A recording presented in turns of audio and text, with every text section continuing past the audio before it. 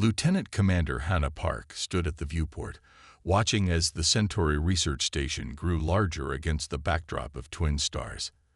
After 3 months in hypersleep, her muscles felt stiff, but excitement kept her alert. This would be humanity's first official diplomatic contact with the Xylari. "Nervous?"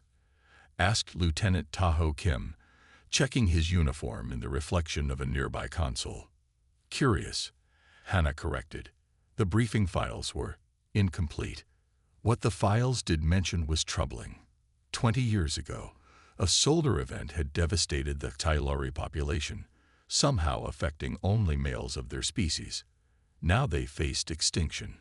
Earth Command had sent Hannah to establish diplomatic relations, assess their technology, and determine if an alliance would benefit humanity. The ship docked with a gentle shudder. As the airlock cycled, Hannah straightened her posture. First impressions mattered. The door slid open, revealing 3 Xylari officials.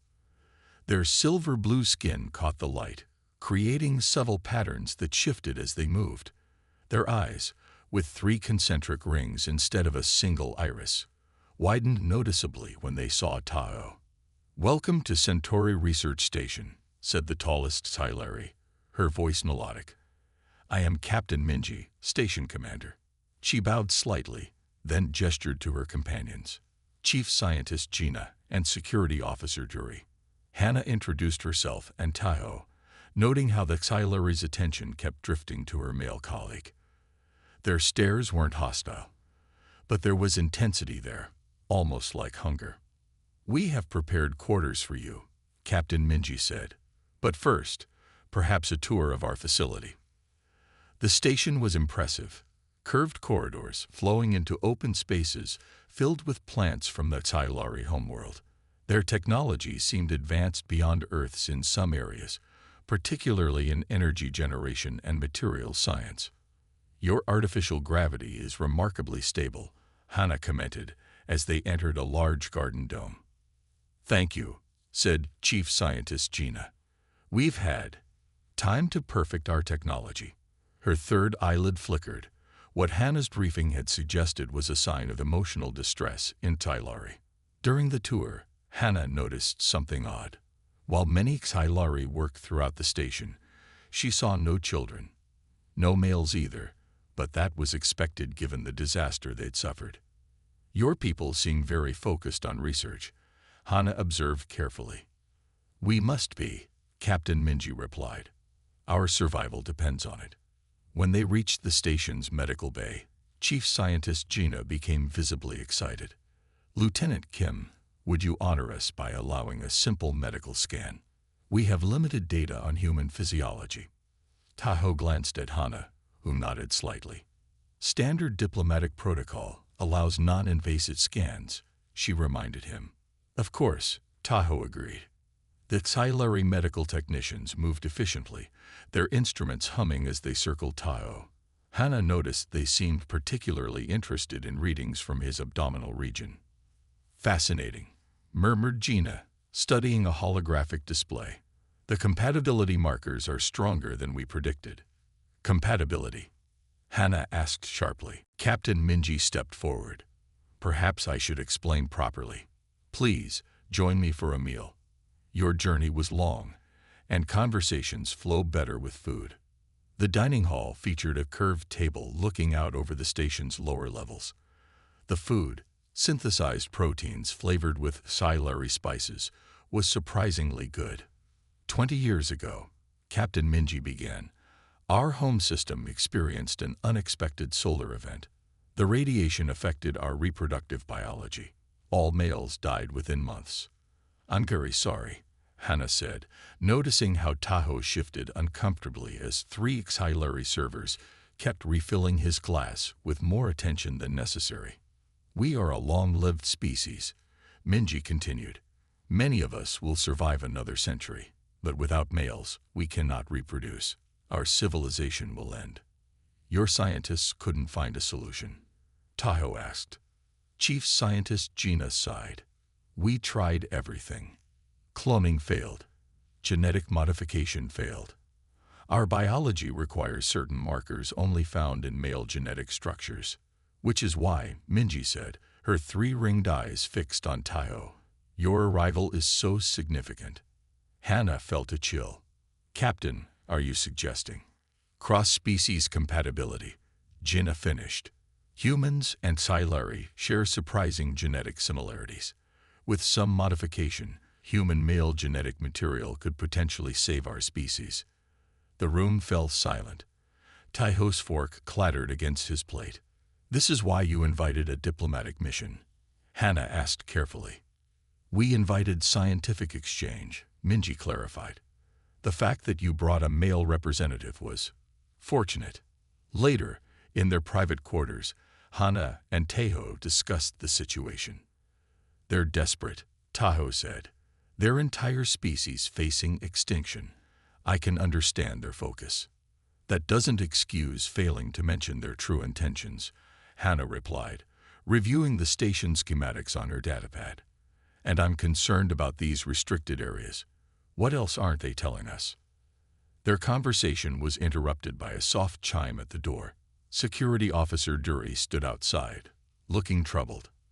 Commander Park, Lieutenant Kim, I apologize for the late hour, she said, but there's something you should know about Captain Minji's plans. Dury explained that the Sci-Fi were divided on how to approach their extinction crisis. Some, like Minji, believed adaptation through genetic compatibility with other species was their only hope. Others felt this would destroy what made them Sci-Fi. Because you deserve honesty, Dury said, and because Captain Minji doesn't just want scientific exchange. She's authorized genetic sampling without donor consent if necessary. Hana's expression hardened. That would violate multiple interstellar treaties. Extinction makes some willing to cross lines, Dury replied. I believe in finding a solution, but through cooperation, not deception. After Dury left, Hana contacted Earth Command to update them on the situation. The response was immediate. Continue the diplomatic mission, but exercise extreme caution. We should leave, Taiho suggested. If we leave now, they might grow more desperate. Hana countered. Better to stay and negotiate proper terms for any scientific cooperation. That night, alarms blared through the station. Hana rushed from her quarters to find Sci-Fi security forces engaged in what appeared to be an internal conflict. What's happening? She demanded when she found Captain Minji in the command center. Separatists, Minji explained tensely. The faction Dury told you about. They've seized the lower laboratories. Where's Lieutenant Kim? Hana asked, suddenly alert. Minji's expression changed. He was scheduled for a follow-up medical examination in the lower labs. Hana's diplomatic training almost failed her. You moved him without informing me. In the middle of the night. Time is something we don't have, Commander, Minji said, her voice tight. 20 years without males has pushed us to the brink. When hope appears, standing on ceremony seems inefficient. Alarms continued to echo through the station as Hana realized the true complexity of her mission had only just begun. Hana raced through the station's curved corridors, following the sound of shouting. Security Officer Dury appeared at her side, weapon drawn. This way, Dury said, leading her to a service lift. The Separatists breached containment in Laboratory 3. That's where they took your lieutenant. Why didn't you stop them? Hana demanded as the lift descended. Why tell us this? Hana asked. Captain Minji gave direct orders. I followed them until I realized her true intent. Dury's third eyelid flickered rapidly. I never agreed to forced sampling. The lift doors opened to chaos. In the laboratory, two groups of Sci-Fi faced each other. Captain Minji with several security officers on one side, and another group Hana didn't recognize on the other. Between them stood Lieutenant Taiho Kim, looking confused but unarmed. This stops now, declared an older Sci-Fi with deep blue skin markings. We will not become genetic parasites. Elder Sora, Minji replied. We discussed this. Adaptation is part of our evolutionary history. Adaptation, yes. Deception and theft. No. Hannah stepped forward. I believe my officer, and I should be included in this conversation. All eyes turned to her. Tahoe took advantage of the distraction to move closer to Hannah. Are you hurt? She asked quietly. No, they just scanned me, but they were arguing about what to do next when the others arrived. Elder Sora approached them. Commander Park, I apologize for this situation. I am the head of the Xylari Ethics Council. Not all of us approve of Captain Minji's methods. Minji stepped forward. Methods become irrelevant when facing extinction. Elder. Commander Park. Chief Scientist Gina interrupted. Your species has faced extinction-level events in your history. Surely you understand the drive to survive. We understand survival, Hannah replied carefully. We also understand consent and proper diplomatic procedure. If you had been honest about your needs from the beginning, we could have discussed ethical scientific cooperation. The tension in the room slowly eased. Elder Sora suggested they continue their discussion in the station's council chamber. Hannah agreed, keeping Tahoe close as they moved through the station. The council chamber was a circular room with seats arranged in concentric rings. Hannah noted that many remained empty, silent reminders of their dwindling population. For hours, they talked. The Xylari extinction crisis was worse than the briefing files had indicated.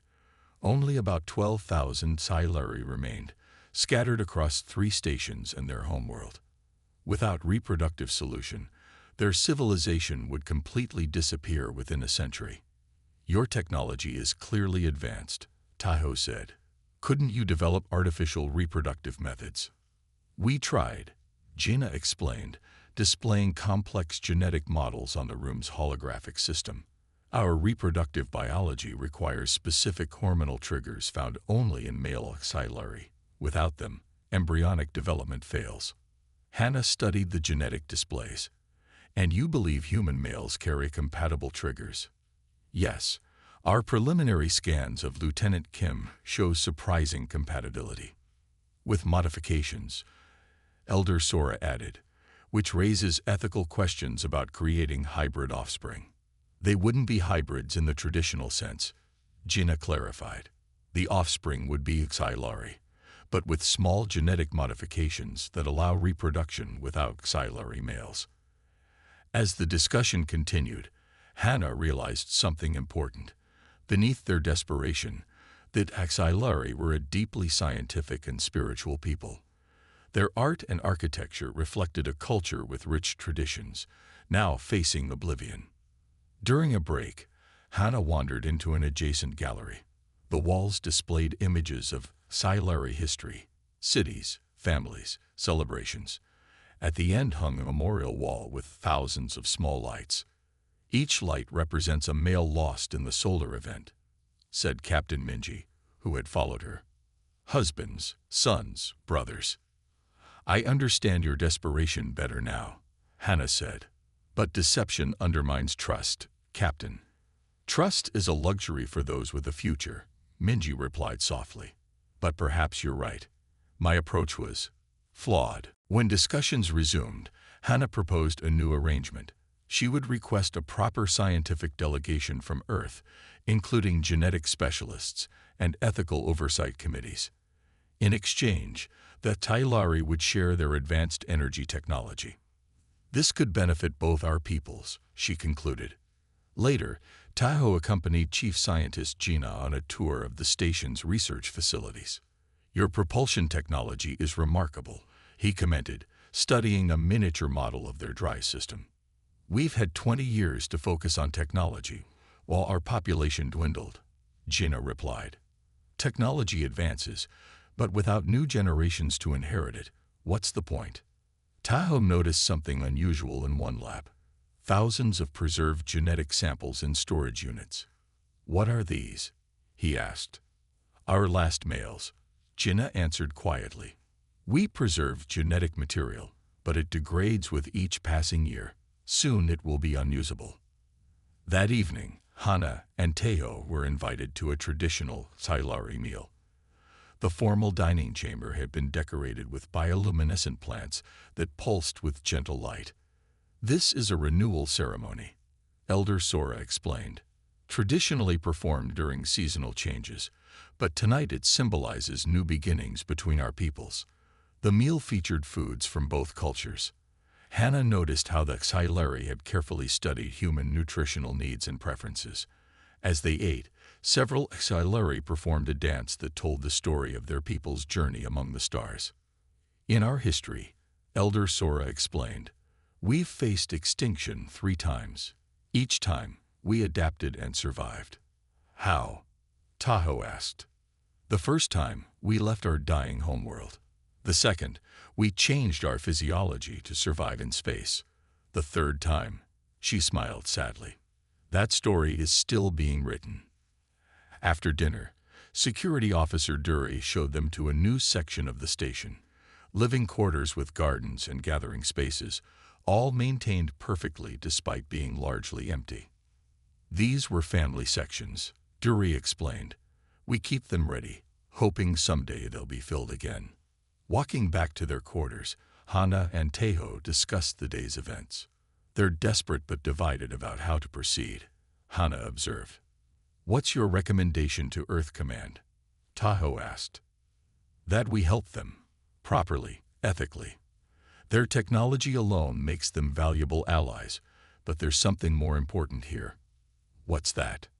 Hannah paused, looking out a viewport at the twin stars of the Centauri system, a reminder of what we could face one day.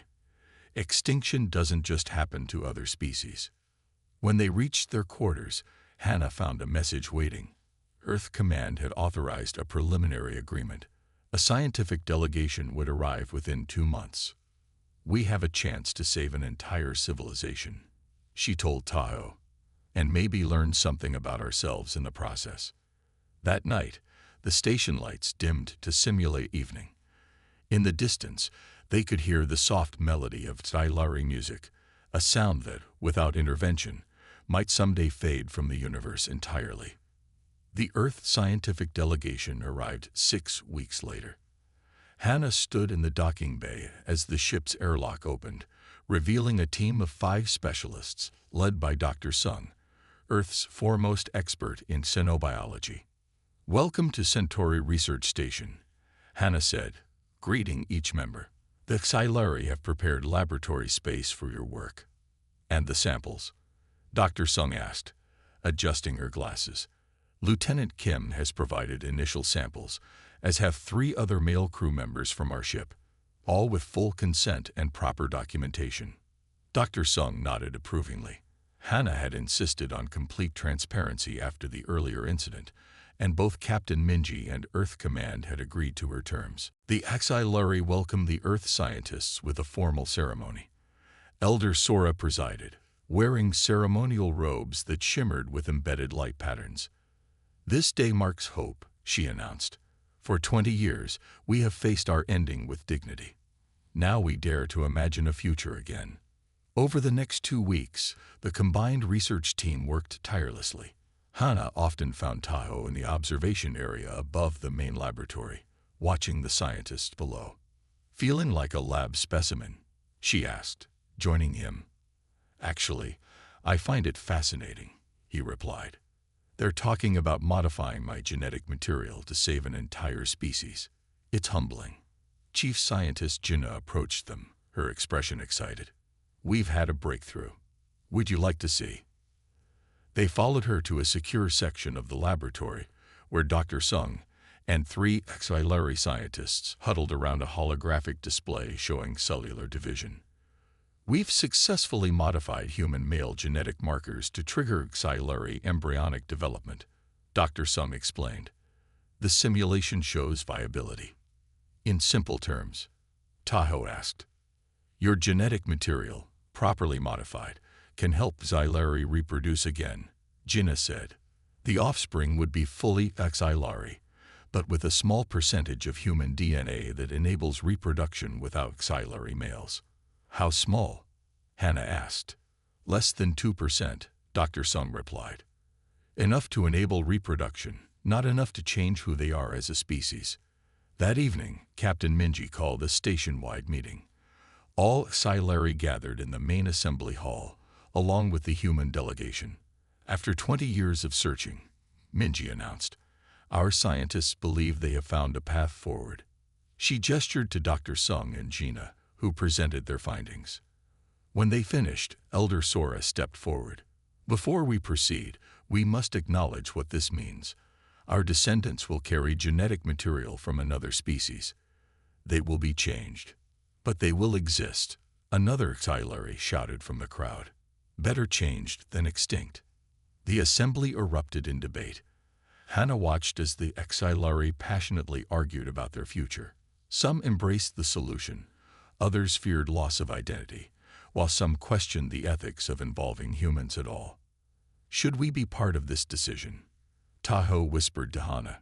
We're already part of it, she replied, the moment we agreed to help. After hours of discussion, Elder Sora called for silence. We will put this to a formal vote. All Xylari of age may participate. The results will be binding. 3 days later, the results came in, 78% in favor of proceeding with the Human Genetic Adaptation Program. That evening, Captain Minji invited Hana and Tahoe to her private quarters. Unlike the sterile efficiency of most station spaces, Minji's home contained artifacts, artwork, and plants, pieces of a life built over centuries. I wanted you to see this, she said, showing them a holographic image of a city on the Xylari homeworld. This was my birthplace, over 200 years ago. Hannah studied the image. Elegant spires rising from a landscape of purple-leafed forests. It still exists, Minji continued, but many districts are empty now. Without children, cities become museums. She activated another hologram, a male Xylari with deep blue markings similar to her own. My mate, Da. We had 3 offspring together before the solar event. He was a botanical engineer. Her voice remained steady, but her third eyelid flickered rapidly. He helped design many of the plants you see on this station. I'm sorry for your loss, Tahoe said quietly. I tell you this not for sympathy, Minji replied, but so you understand what your help means. It's not just about continuing our species. It's about these empty spaces being filled again. Children learning our songs, our history, a future. The next morning, the formal proposal was prepared. The Xylari requested volunteer human male donors to provide genetic material for modification. In exchange, they offered technology transfers in energy production, material science, and artificial gravity, advances that would benefit Earth for generations. Earth Command's response came quickly. Approval, with conditions. The program would be strictly voluntary. All donors would receive complete medical evaluations before and after. The modified genetic material would remain under joint scientific oversight. There's one more thing, General Jun's hologram stated during the briefing. The first phase will be limited to 20 volunteers, and Lieutenant Kim has requested to be among them. Hannah glanced at Tahoe in surprise. I'll be staying on for the first year of the program, he explained later as they walked through the station's botanical garden. Someone familiar with both cultures should remain. Is that the only reason? Hannah asked.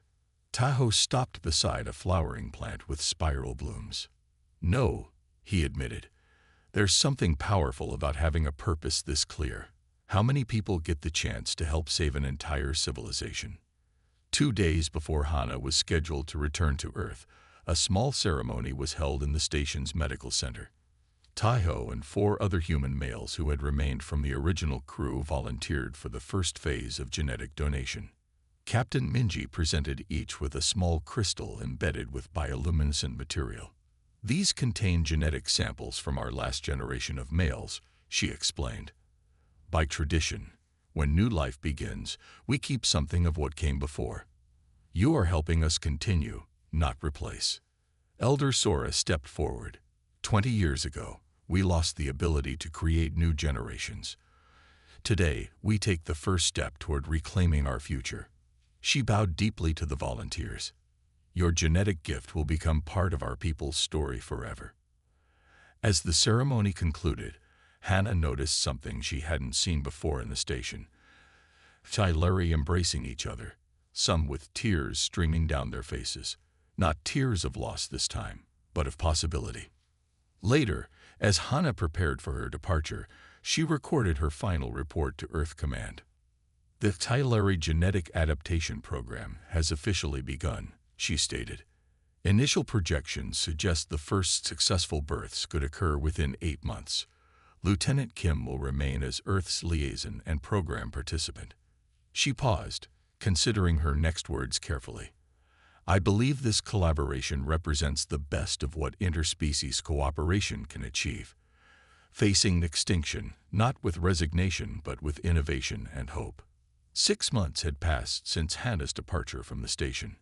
Taiho sat in the medical center, watching as Chief Scientist Gina examined the latest test results. The gentle hum of equipment filled the room, while 3 other Tylari scientists moved between monitoring stations. "The modified embryos are developing exactly as predicted," Gina announced, her voice containing barely controlled excitement. "All vital markers are stable." Taiho leaned forward to study the holographic display. Inside 20 incubation chambers, tiny xylari embryos grew. They looked entirely xylari, with no visible human characteristics, yet each carried a small percentage of modified human DNA that would allow them to reproduce without xylari males. "How much longer until they're ready for implantation?" he asked. 2 weeks, Gina replied. "Then willing Tylari hosts will carry them to term. If all goes well, the first births will happen in about 4 months." The station had changed since the program began. Where once there had been quiet resignation, now there was purpose. Empty sections were being renovated into nurseries and education centers. The Xylari were planning for a future again. Captain Minji entered the lab, her usually formal demeanor softened by the sight of the growing embryos. "General Park will be arriving tomorrow for the progress evaluation," she informed Taiho. "She'll want to see everything." Taiho nodded. Hannah had been promoted after her return to Earth, now overseeing all diplomatic relations with the Tylari. Her regular communications had been professional, but he sensed her personal investment in the project's success. "I've prepared all the reports she requested," he said. "The genetic modification process has exceeded expectations." "Good," Minji replied, "because not everyone on your planet supports this program." Taiho knew this all too well. While many on Earth viewed the Xylari collaboration as a humanitarian triumph, others worried about the implications. Some religious groups objected to cross-species genetic engineering. Others feared the technology might someday be used on humans without consent. His thoughts were interrupted by a station-wide alert. Red lights flashed as the automated system announced, "Unknown vessel approaching. Defensive protocols engage." In the command center, Security Officer Dury monitored incoming sensor data. "The ship doesn't match any known configuration. They're not responding to communication attempts." "Could it be Earth?" Taiho asked. "Negative. The design isn't human," Minji replied, studying the display. "And it's definitely not Xylari." Elder Sora joined them, her usual calm replaced with urgent concern. "What about the embryos?" "They're vulnerable to radiation if shields fail." "Move them to the Central Core shelter," Minji ordered. "Maximum protection protocols." Taiho helped the medical team transfer the incubation units to the station's most secure section. These tiny developing lives represented the Xylari's entire future. If they were lost, the species would have no second chance. With the embryos secured, Taiho returned to the command center as the unknown ship moved into orbit around the station. "They're scanning us," Dury reported. "Scanning for what?" Taiho asked. Before anyone could answer, communications suddenly activated. A face appeared on the main display, a Xylari, but with darker skin markings than any Taiho had seen on the station. "Captain Minji," the Xylari said coldly, "you proceed with abomination." "Colony Director Yuma," Minji responded, her posture stiffening. "The adaptive path was approved by majority vote. You have no authority here." "We have every authority when it concerns the purity of our species," Yuna replied. The deep space colony does not recognize genetic modification with alien material as a legitimate continuation of our people. Tahoe's mind raced. The briefings had mentioned a distant Xylari colony that had broken contact years ago, disagreeing with various scientific approaches to their extinction problem. Your colony chose isolation, Elder Sora said, stepping forward. You cannot return now and dictate terms. We return to prevent disaster, Una replied. Our scientists have determined that human genetic material will corrupt our essential nature over generations. The modified offspring may look like Xylari, but they will not be Xylari in mind or spirit. That's speculation without evidence, Jinna interjected. Our research shows. Your research is biased by desperation. Yuma cut her off. We demand you terminate the modified embryos and cease all genetic experiments with humans. The command center fell silent. 20 embryos, 20 potential futures hung in the balance. And if we refuse? Minji asked quietly. Then we will be forced to intervene directly, Yuna replied. Her image disappeared from the screen. They're charging weapons, Duri announced, monitoring the sensors. Raise shields, Minji ordered. Full defensive posture. Tahoe watched as the station's systems responded. The Xylari had impressive defensive technology, but their station was primarily scientific, not military. How long could they withstand an attack? We should contact Earth, he suggested. General Park's ship might be close enough to assist. No time, Minji replied. Their first strike will. The station shuddered as energy blasts hit the outer shields. Shields at 86%, Duri reported. They're targeting communication arrays. They want to isolate us, Elder Sora realized. Tahoe moved to an auxiliary communications panel. I can reconfigure this station to boost a distress signal through the secondary array, he offered. As Tahoe worked, the colony ship continued its attack, systematically targeting the station's external systems. Each impact sent vibrations through the structure, but the shields held. In the embryo shelter, Gina and her team monitored the incubation units closely. Any significant radiation leak or power fluctuation could prove fatal to the developing lives. Incoming transmission, Duri announced suddenly. Director Yuna's face reappeared. Your shields cannot hold indefinitely. Surrender the embryos, and we will cease fire. There must be another way, Elder Sora pleaded. These are our people's future. No, Yuna responded firmly. They are a corruption of our people. True Xylari accept our fate with dignity, not through genetic pollution. The debate was interrupted by another voice. This is General Hannah Park of Earth Diplomatic Corps. Cease your attack on Centauri Research Station immediately. Tahoe looked up in surprise. On a secondary screen, he saw Hannah's diplomatic vessel approaching rapidly. Your arrival is premature, human, Yuna said. This is a Xylari matter. Any attack on this station constitutes an act against Earth interests as well, Hannah replied calmly. We have a formal alliance with Captain Minji's government. The colony ship paused its attack. Tahoe could almost feel Director Yuna recalculating her options. In that moment of hesitation, something unexpected happened. From the embryo shelter, Gina sent a station-wide transmission. The sound of 20 tiny heartbeats, synchronized into a gentle rhythm. Listen, Elder Sora said, her voice carrying to all sections of the station and to both ships. This is not about politics or philosophy. This is life. Our future. The simple sound filled the command center.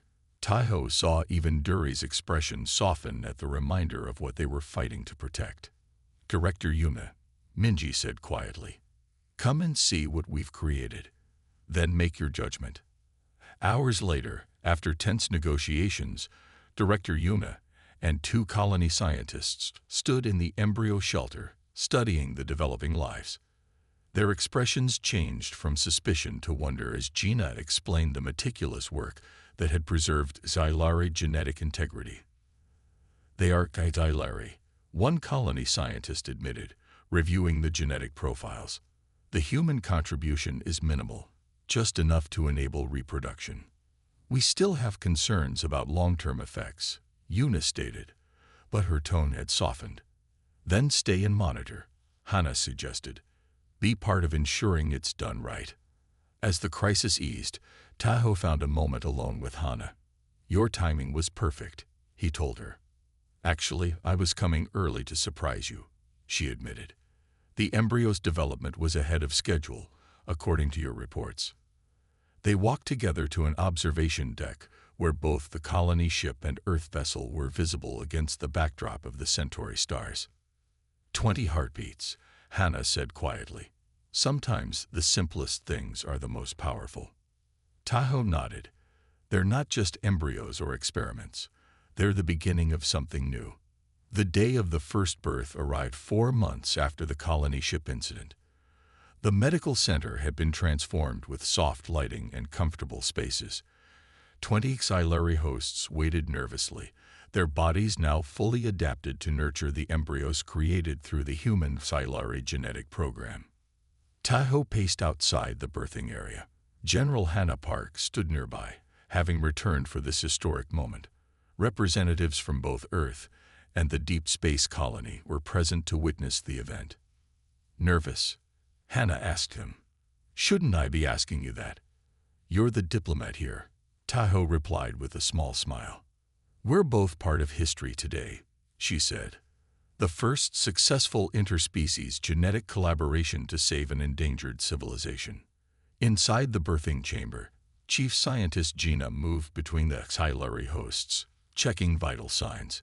Captain Minji and Elder Sora offered comfort to those showing signs of discomfort.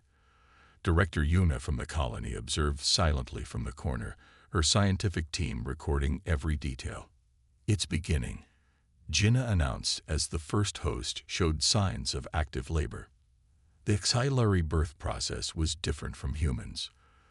Their bodies formed a protective cocoon around the infant during the final stage, which would gently separate when the child was fully ready to emerge. The first cocoon began to glow with a soft blue light. Tahoe and Hana watched through the observation window as the medical team gathered around. The room fell silent except for the gentle hum of monitoring equipment. With a final pulse of light, the cocoon opened. A tiny xylari infant emerged, her silver blue skin catching the light. Tiny hands reached upward as she took her first breath. She's perfect, Gina announced after a quick examination. All biological systems functioning normally. One by one, the other births followed. By day's end, 20 new xylari lives had entered the universe. Each infant appeared completely xylari, with no visible human characteristics. The only difference lay hidden in their genetic code, the ability to reproduce without xylari males. Captain Minji invited the Earth delegation to the naming ceremony held 3 days later. The station's largest gathering space had been decorated with bioluminescent plants and symbolic xylari art representing new beginnings.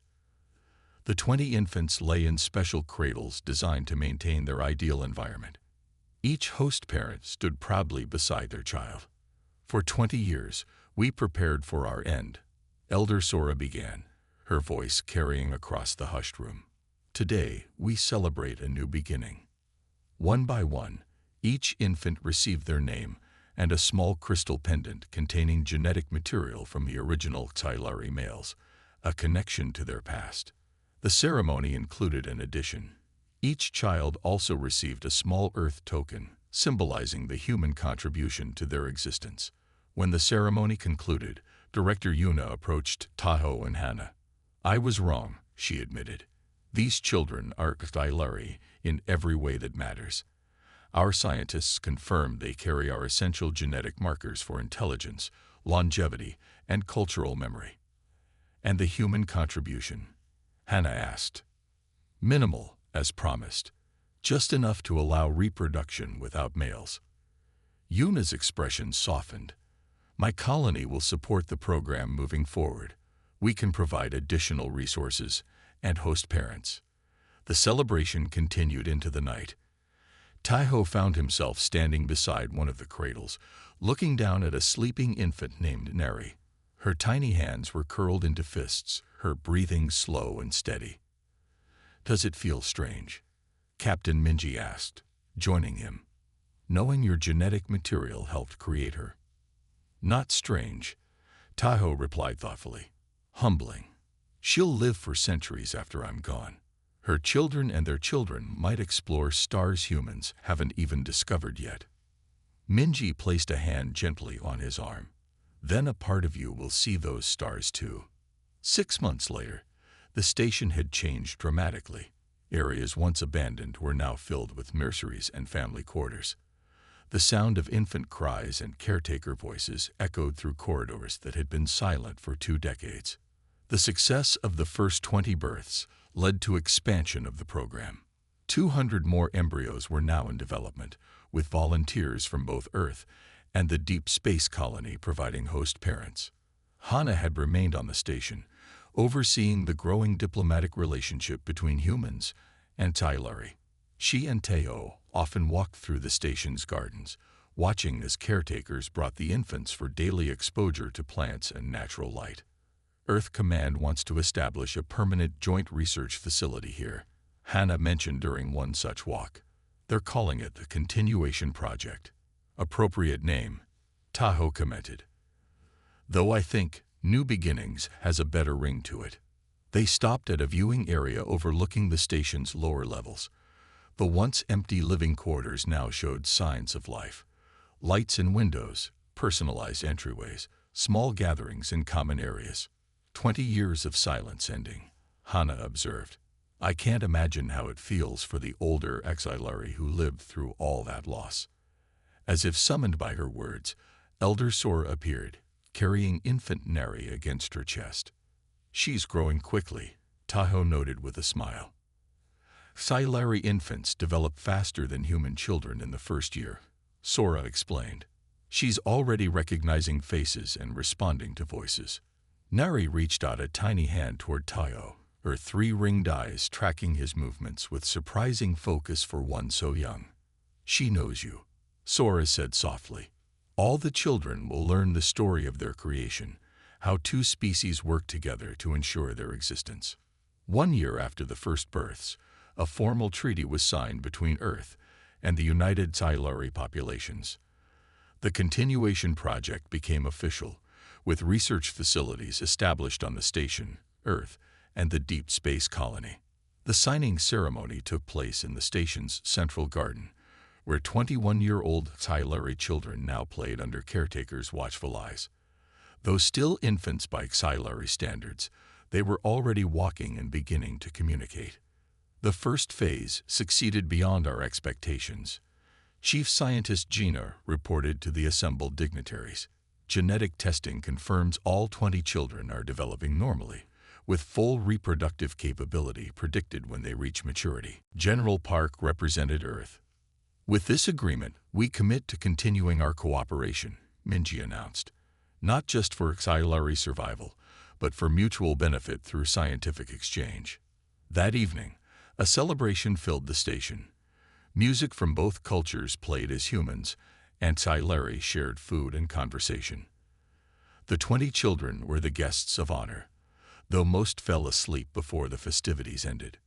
Tahoe found Hana at the observation deck, looking out at the Centauri stars. "Thinking about returning to Earth?" he asked. "Actually, I've requested a permanent posting here," she replied. "There's still so much work to do." "The second generation of children will be born soon," Tahoe noted. 300 this time. "And eventually, they'll have children of their own, without any need for human genetic material," Hana added. "A species that almost disappeared will continue." Below them, the station hummed with life. In nurseries, Silari children slept peacefully. In laboratories, scientists from both species worked on new discoveries. In gathering spaces, cultures that had been strangers a year ago now celebrated together. 20 years without new life had nearly ended the Tylari. Now, 20 new beginnings had changed everything.